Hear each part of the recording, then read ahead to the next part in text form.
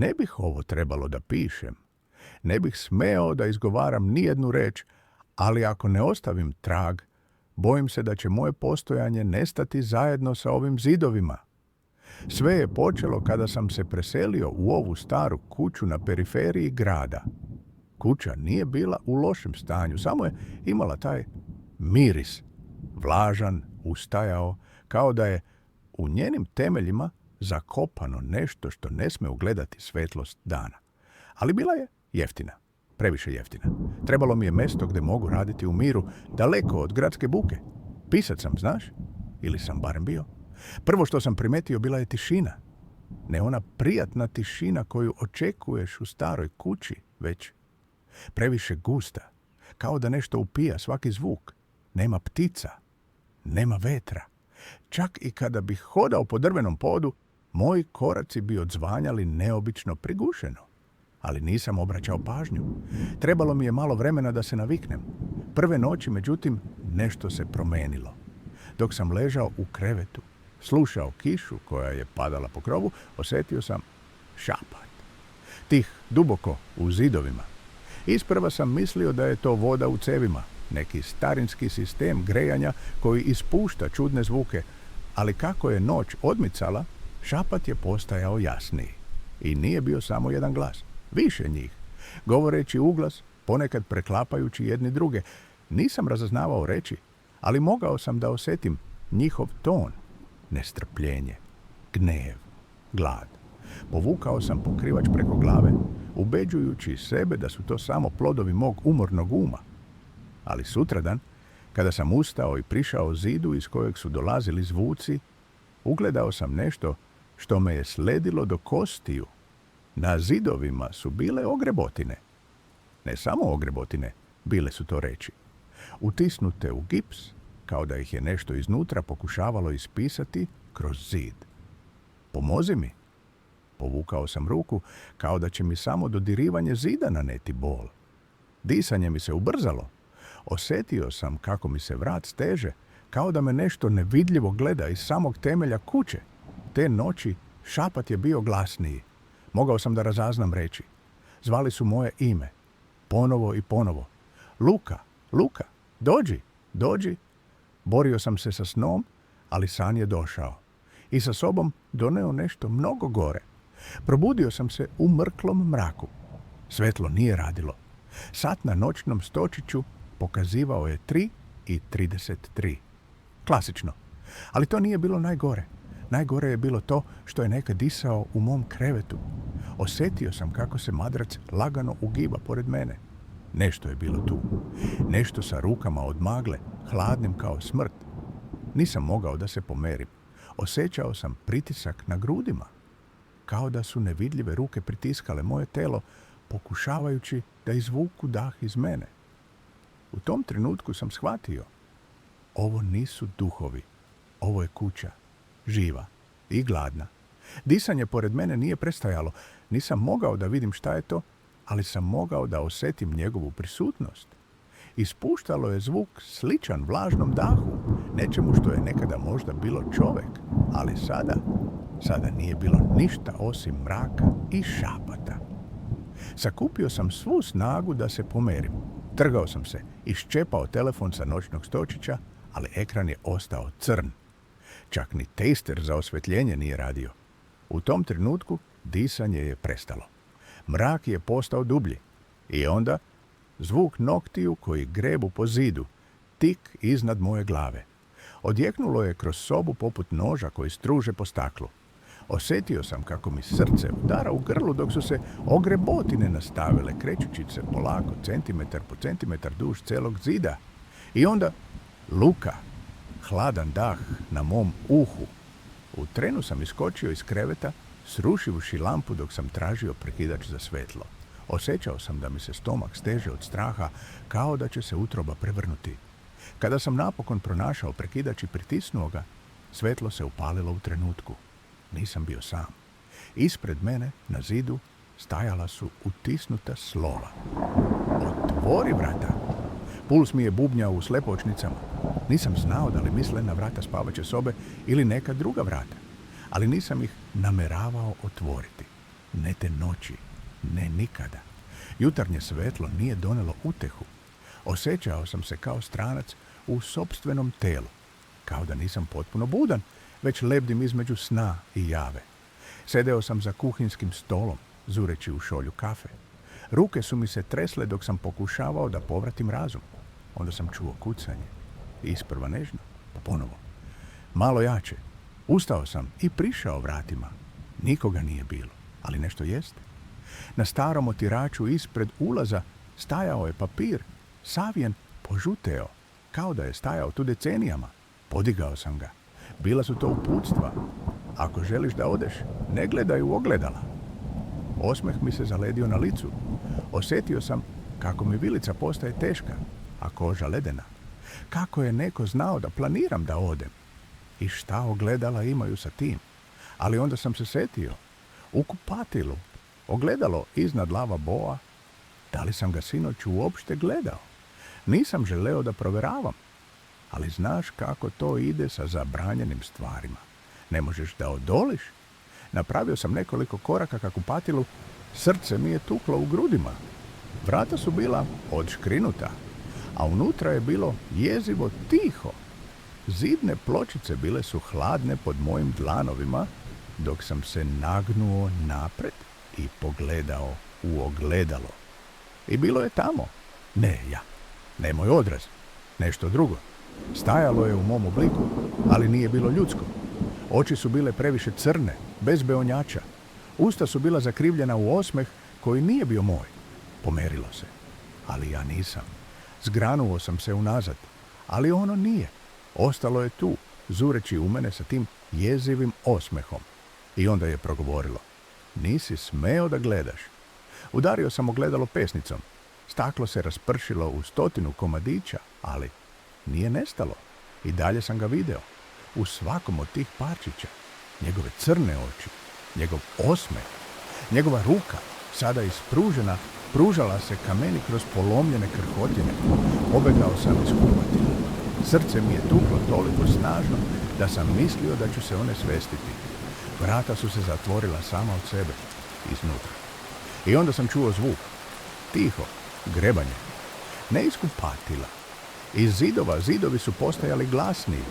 Šapati su se sada pretvorili u urlike. Kuća je vrištala. Ne mogu ti opisati taj zvuk, jer nije bio ljudski. Bio je to spoj 1000 glasova, svi isprekidani, svi puni patnje. Panično sam grabio telefon i uneo broj hitne pomoći, ali linija je bila mrtva. Sve je bilo mrtvo. Svetla su počela da trepere, a pod ispod mene kao da je disao. Nisam imao izbora. Morao sam da otvorim vrata. Morao sam da pobegnem. Ali kada sam stavio ruku na kvaku, čuo sam nešto iza sebe. Tiho, polagano škripanje. Okrenuo sam se. Vrata od kupatila.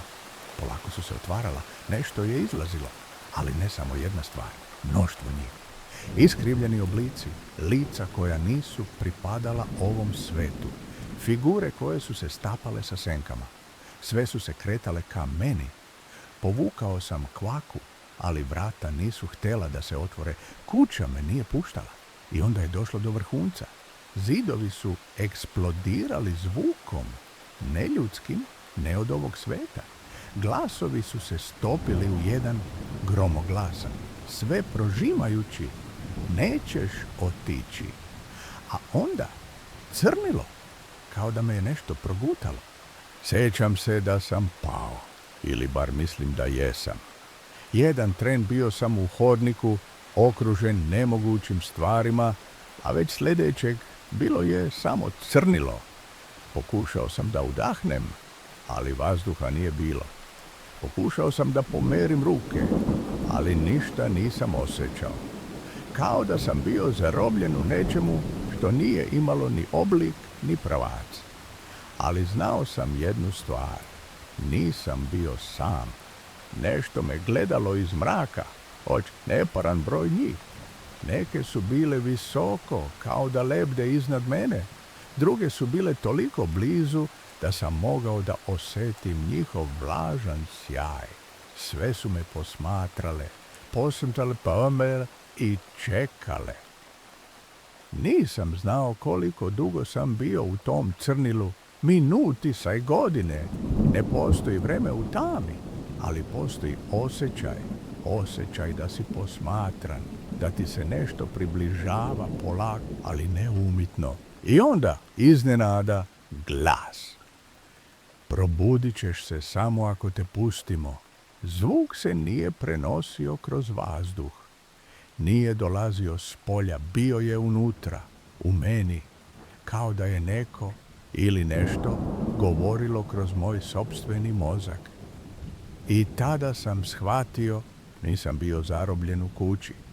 Kuća je bila zarobljena u meni, a ono što je bilo u zidovima, sada je bilo ovde, sa mnom. Ne mogu da kažem da sam se probudio. Bilo je to više kao da sam se preselio u drugi oblik stvarnosti. Još uvek nisam mogao da vidim ništa osim onih očiju. Stotine, hiljade, sve su gledale u mene iz mraka, bez treptaja. I onda se nešto pomerilo, ne samo oko mene, već spens pod koji nije postojao iznenada, je pulsirao, kao da sam ležao na nečemu živom. I tada sam osjetio ruke, hladne prste kako puze uz moje noge, kako mi klize preko rebara. Nisu bile ljudske, previše tanke, previše duge. Nokti su bile oštre, poput igala. I onda šapat. Gledali smo te dugo, Luka. Znao je moje ime. Njihove ruke su se pomerale sve više. Osjetio sam nokte kako grebu moj vrat. Pitao si se ko smo? Pokušao sam da vrisnem, ali zvuka nije bilo. Pitao si se šta je u zidovima. Zatvorio sam oči, kao da će to pomoći, ali oči su i dalje bile tu, u mraku, u meni. Znaš ono osjećanje kad se probudiš iz noćne more i još uvek osjećaš da te neko posmatra. Meni nije prestalo. Kad sam otvorio oči, više nisam bio u mraku. Bio sam u svojoj spavačoj sobi. Ali nije bila ista. Posteljina je bila pocpana. Zidovi izgrebani. Na podu su bile crne fleke kao osušena krv. Ustao sam i pogledao u ogledalo. I odmah poželeo da nisam. Moj odraz nije bio samo moj. Iza mene, u senkama, bilo je nešto drugo. Visoko, mršavo, sa očima koje su sjale u tami, a onda na ogledalu ispisana poruka. Ne rukom, već kandžama. Otvori vrata. Ne opet. Zgrabio sam ključeve i mobilni i izleteo iz stana. Niz stepenice napolje, vazduh je bio hladan, ali nije mi bilo lakše. Nešto je bilo iza mene. Ne u kući, ne u zidovima, već u meni. Hodao sam ulicom zureći u ljude. Svi su delovali normalno. Ali onda oči. Na tren oči jedne starice su zasvetlele u tami. Dečak u kolicima. Njegove zenice bile su prevelike. Čovek u odelu. Kada je prošao pored mene, šapnuo mi je: ne možeš pobeći. Pogledao sam ga. Nije imao usta. Pobegao sam nazad kući. Ali nije to bila moja kuća. Ne više. Zidovi su disali. Pod je bio mekan kao meso. A u uglovima sobe one stajale su u senkama, nepomične. Njihove crne oči nisu treptale i onda jedna od njih se pomerila. Korak. Pa još jedan. Nisam mogao da dišem. Nisam mogao da pobegnem. I onda je progovorila. Neglasno, već pravo u moj Sada si naš. Zidovi su se zatvorili oko mene. Mrak me je progutao, a oči ostale su sa mnom, zauvek. Sećam se da sam umro, ali nisam otišao. Bilo je nešto iza toga. Nešto što nije raj, niti pakao. Nešto što nije trebalo da postoji, A ipak, tu sam. Ono što su mi učinili ne može se objasniti rečima. Ali pokušat ću. Zidovi su me progutali. Meso se spojilo preko mene. I onda je počelo razvlačenje. Kao da me nešto kidalo iznutra. Moje kosti su škripale, lomile se, ali nikada nisu pucale. Moja koža se topila, ali nisam umirao. Samo nestajao, a onda na mestu gdje mi je nekada bilo telo, ostalo je samo jedno, šapat, moj glas. Ali ne samo moj. Ne mogu da kažem koliko dugo sam bio u tom stanju. Nema vremena u zidu, nema dana, nema noći, samo mrak i glasovi. Svi oni koji su došli pre mene, svi oni koji nikada nisu otišli, ti si sada deo nas. Šapt mi je klizio kroz lobanju, ne kao reči, već kao osjećaj, kao sećanja nekoga ko je umro pre 100 godina, ali nikada nije prestao da postoji. Sada znam istinu. Ova kuća, ovo meto, nije bilo napravljeno od cigle i betona. Ne, bilo je napravljeno od nas, od naših tela, naših kostiju, naših glasova. Svaka šarka na vratima je nečija vilica, svaki podni dasak je nečije rebro, a zidovi dišu, oni govore. I ja sam sada deo toga.